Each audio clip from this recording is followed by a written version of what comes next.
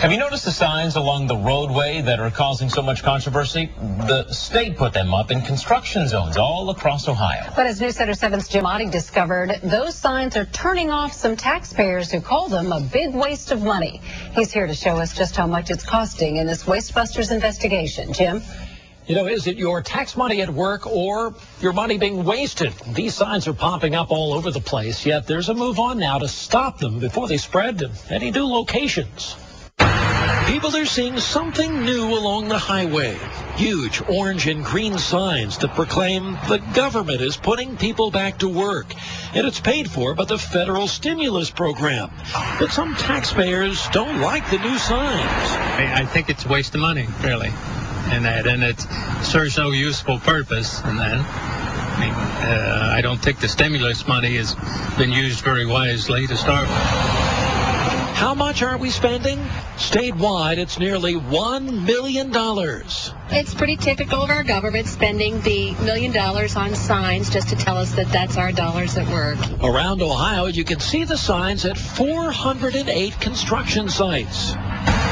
In some cases, like here on Wilmington, Pike, and Kettering, you'll pass not one, but two signs of the same street before you come close to the road work. News Center 7 has learned the signs are strongly suggested by the federal government, but not required by law. Road contractors are being paid to put them up. So what can be done about it? Then they've got that program where you have to pay $800 a month to be on that sign. Springfield State Senator Chris Widener is backing plans to stop the sign program. Ohio would join more than a dozen states to stop using the signs. Some see them as too political, others see them as unnecessary, but Widener wants them stopped. We can do something about this. The signs are not required by the federal government, and we need to opt out of this and spend the dollars on roads and jobs. So what's the Ohio Department of Transportation saying in response to all this criticism? We took our questions at the head of the ODOT region here. He says he thinks those signs are actually a good idea. We expected that the signs themselves would be beneficial to the public, that people would want to know where the stimulus dollars were being spent, on what projects they're being spent. Senator Widener says, though, ironically, for years, ODOT was actually anti-sign. That's how he puts it. Widener and other lawmakers were turned down repeatedly when they wanted signs for universities, tourist attractions, and smaller communities.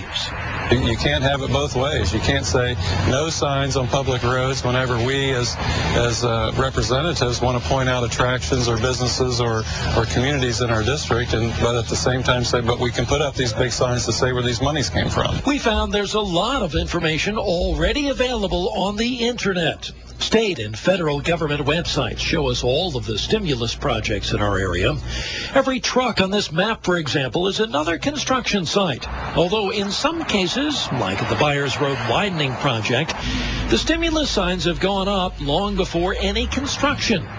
Skeptical taxpayers wonder if this really is boosting the economy or a sign that somebody's making money.